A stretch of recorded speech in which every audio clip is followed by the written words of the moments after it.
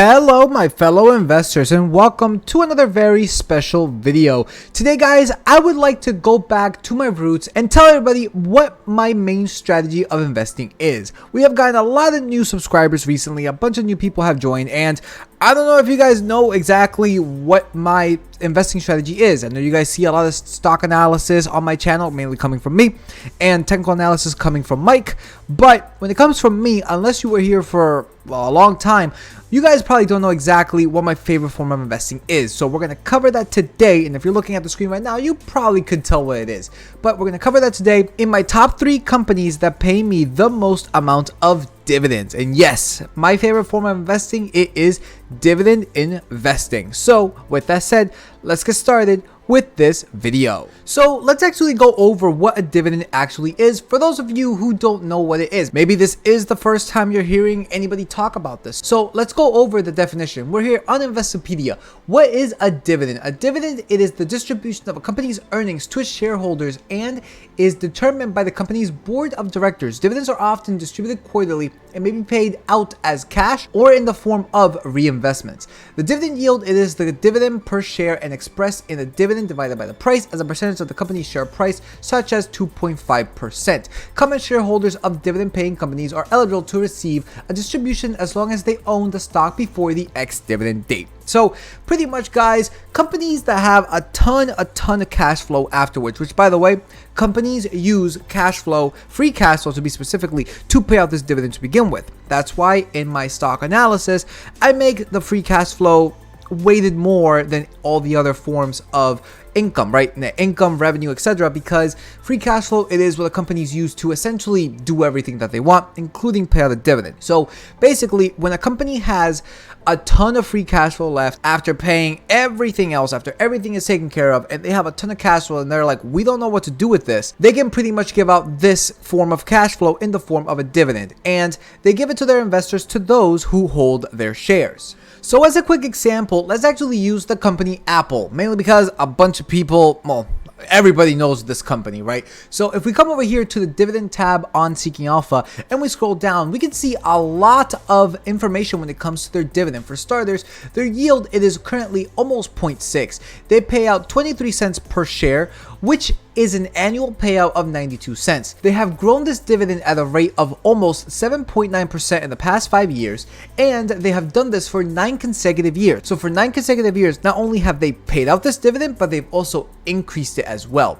Now, in the Investopedia definition, you guys heard about the ex-dividend date, and that is right here. Basically, the ex-dividend date is the cutoff date that you must buy the company's shares, so that way you qualify for its dividend. Basically, in regards to Apple, you only have up until the 10th to buy the company's shares. If you do it the date of the ex-dividend date or a day after, you will not get the dividends for the payout date of February 16th, as they have it right here. You would essentially get it the following quarter, because Apple pays, as you can see right here, when it comes to the dividend frequency, Apple pays quarterly. So when it comes to ex-dividends, please remember that you need to buy into a company before this ex-dividend date in order to qualify for this payout date. So with that said, let's actually get started with my first company, my top company that pays me the most amount of dividends, and that is the company, the oil giant Chevron. Chevron, guys, has just been booming in the past, 2 years, mainly because of the whole oil thing, and recently they have been coming down. In fact, we can see that they're currently down on the 5-day almost 2%, which is really amazing. However, on the 1 year, they're actually down 5.05%. Year to date, they're even more down, 12.44. This is a surprise to me. I did not take a look at their graph prior to this. However, if we take a look at the 5-year though, they're up significantly, 33.05%. Now, currently when it comes to Chevron, guys, they have a yield of 4%, which, by the way, to those of you who don't know much about dividends and don't know exactly how much 4% actually is, 4% is massive. 4% is top tier, top of the line. You are getting a lot of money when it comes to this company. The amount that they pay out per share, it is $1.51. They pay annually $6.04 per share. They have grown this dividend within the past 5 years at a rate of 5.76% for 35 consecutive years. This also falls in line with some terminology and some lexicon when it comes to dividend investing, which is a company that pays out a dividend for 25 consecutive years. This means that they are a dividend aristocrat. It's a title that they get on the S&P 500. However, if they pay out for 50 consecutive years, this means that they are a dividend king. So those are two monikers that you kind of want to look for when it comes to a company, because if they have continued to grow this dividend for 50 years, that means that they have gone through wars, they have gone through recessions, they have gone through natural disasters and that kind of stuff. So it's pretty likely that they'll continue to grow this dividend into the future. So when it comes to Chevron, 35 consecutive years, really nice. Ex-dividend date passed as of February 15th, payout date was on the 10th of March, and they pay their dividends quarterly. And now, if we come into my finances spreadsheet, I have here, guys, every single company that pays me a dividend and how much annually.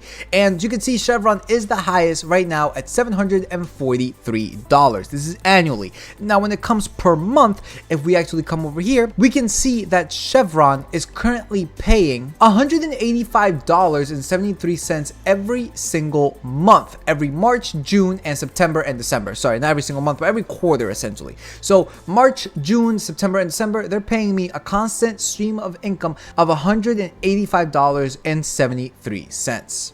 And now for the second company that pays me the most dividends, that is the company Verizon. Now, Verizon has had a lot of controversies, specifically when it comes to their debts. They have a ton of debt. In fact, they're probably one of the most indebted companies aside from AT&T out there.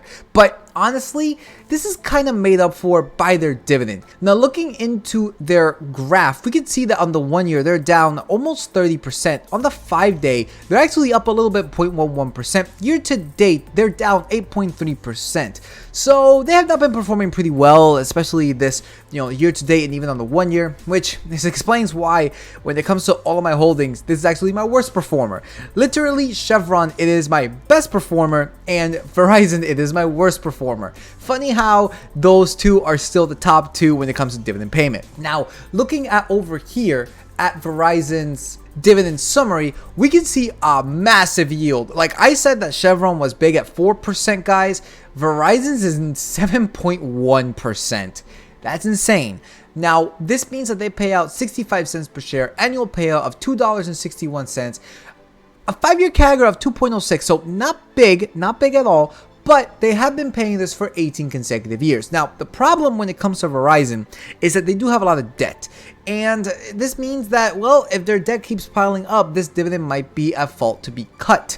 So that is definitely a risk when it comes to buying into Verizon. However, I bought Verizon at a time when I didn't really know much about, about cash flows and debt and all that stuff. So I'm pretty much stuck with the shares of this company, and since I am down like $4,000 on them on paper, I may as well just keep holding them and try to sell covered calls on them, just so that way if they do get to the price that I like, if I do end up losing them, then so be it. But nonetheless though, they're still paying me a pretty decent amount of dividends to begin with, and if it does get cut, then it gets cut. It is what it is.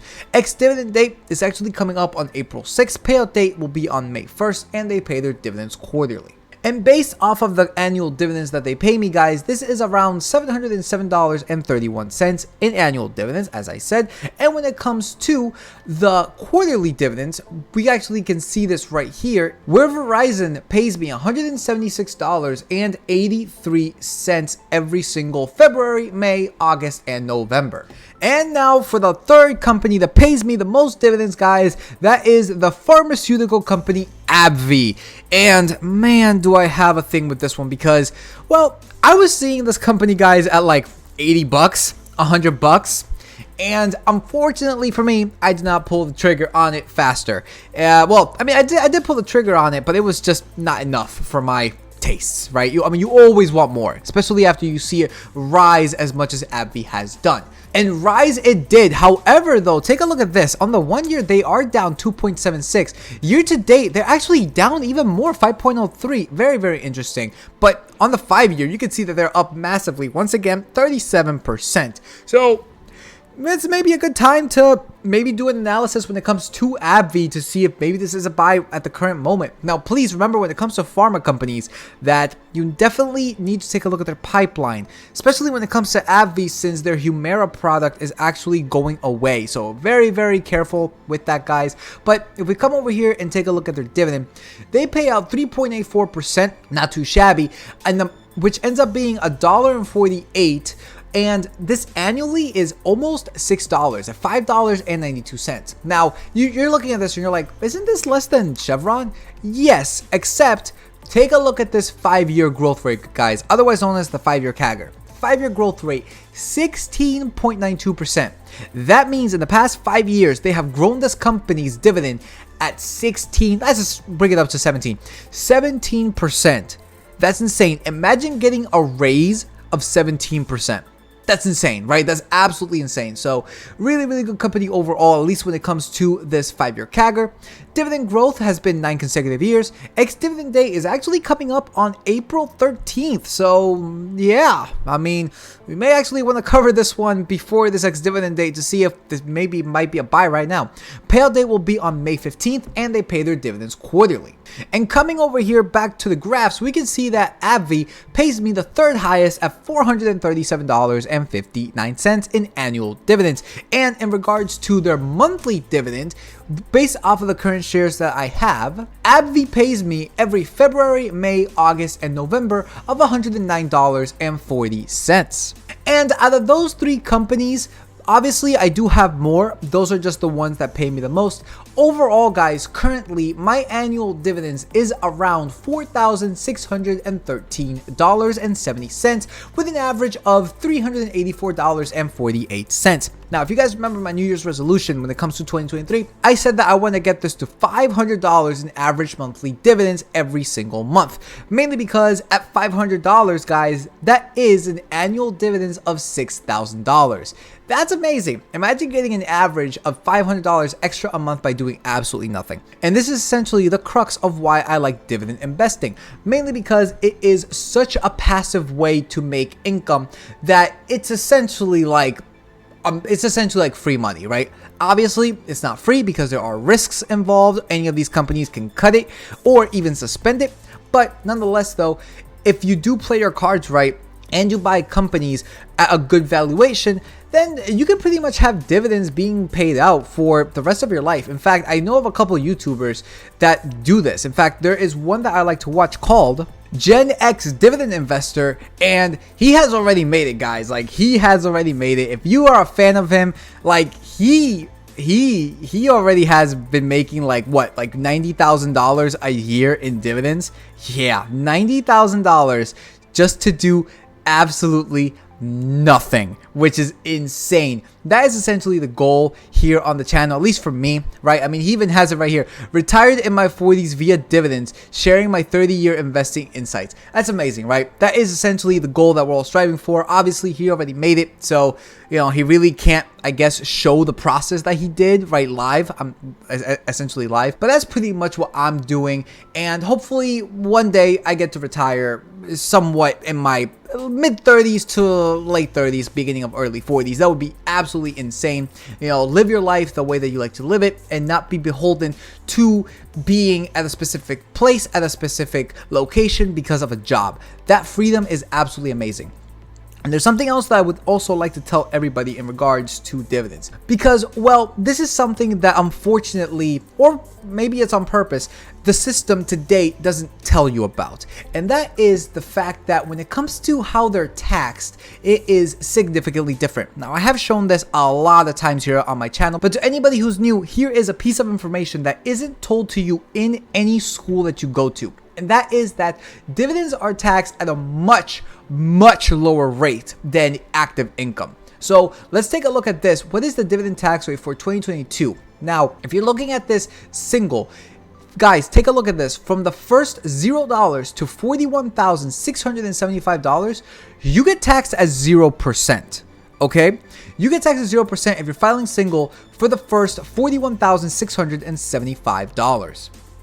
And if we compare this to the active income, based off of the first $41,000, guys, take a look at this. You get taxed at 12%. And not only that, you get taxed $1,027.50 plus 12% of the amount over $10,275. Yeah. That is how much the system is against active income. Active income, by the way, if you go to work, if you wake up at 5 in the morning to go, work at an assembly line, to go work at a factory, to go work at wherever, physical labor, or not even physical labor. It could be any kind of labor. If it's active income, if you have an employer, this is the tax rate that you are taking.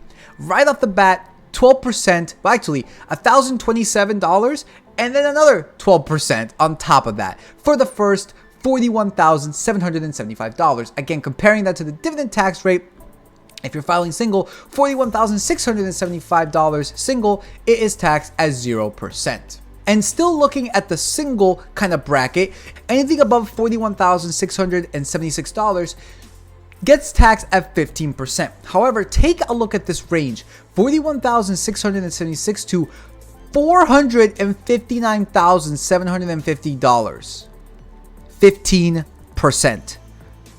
15% for that. So basically, if you're making $400,000 or $459,749, you only pay 15% of taxes. Comparing that to, well, I mean, if we compare this to this, guys, I mean, that's 35%. That's 35% for, I mean, from $215,951 to $539,900. 35%. So you would actually pay $49,335.50 plus an extra 35%. That's absolutely insane. Now, if we want to look at even more craziness, take a look at this. Coming over here to the married and filing jointly for the dividends, this pretty much doubles. From $0 to $83,350, you get taxed at 0. If you make that same exact income, and let's say like you're filing jointly, guys, you still get taxed at 12%. Take a look at that. You still get taxed at 12% if you're filing jointly. And not only that, it pretty much doubles, right? So for single and 12%, you're getting taxed $1,000.27 and then an extra 12%. If you're filing married, now you're paying $2,055 plus the 12%. Here, when it comes to dividends, it's only, well, actually 0. It's not even that. It's just 0.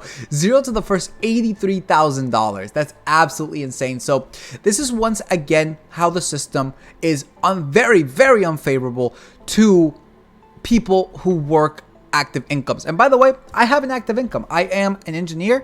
I work a 9 to 5. I wake up every day. I go to work, get a salary, get sick days, get PTOs, etc., etc., etc. So I fall under this category over here because I'm not married just yet, but I fall under this category right here. And look at how much I'm paying. The thing is that all of the dividends that I am getting get taxed at this benefit rate.